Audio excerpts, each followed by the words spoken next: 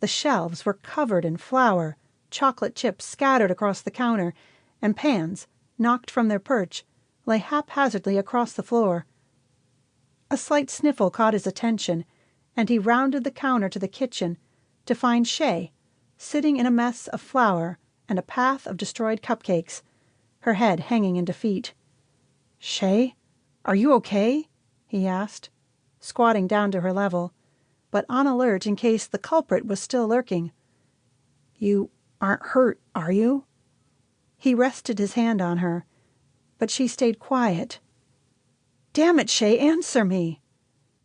She blinked up, tears glistening in those beautiful hazel eyes, and suddenly all those years between them didn't exist.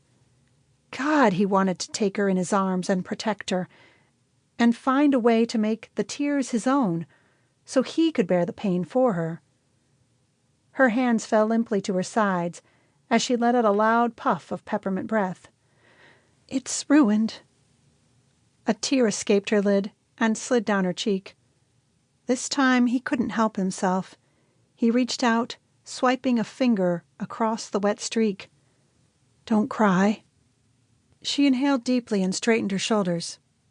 "I'm good," she said, getting to her feet as if she flipped a switch.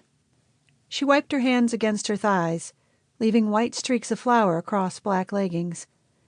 The material was practically molded to her skin, highlighting every perfect curve. He shook his head, reminding himself he had a job to do, and that job was not checking out Shay Michaels. "Did you see the person who did this?" he asked. She shook her head, then glanced around to the disaster that was her kitchen. "No, I checked the register. They didn't take any money." "Did they take anything?" "No." "They just destroyed the place and left?" "Appears that way." "Do you have surveillance cameras?" She cocked her eyebrow on her hip. "What do you think?" His eyes lingered on the soft curves of her lips, long after she stopped speaking.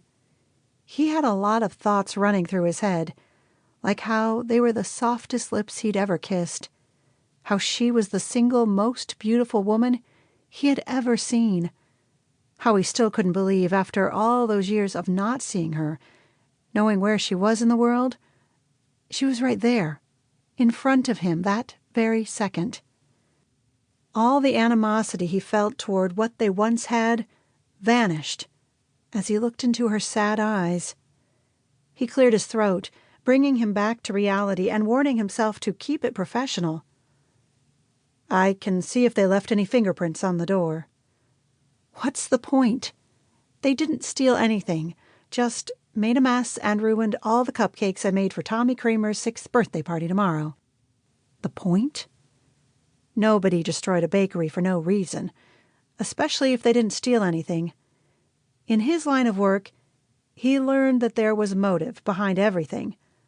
Somebody broke into Shay's shop tonight, and the question was not only who, but why.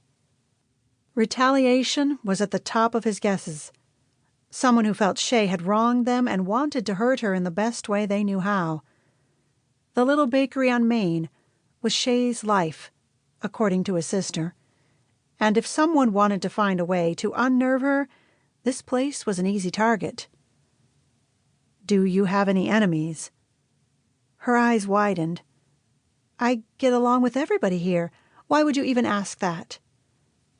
If they didn't steal anything, then it would appear that whoever did this was trying to send a message.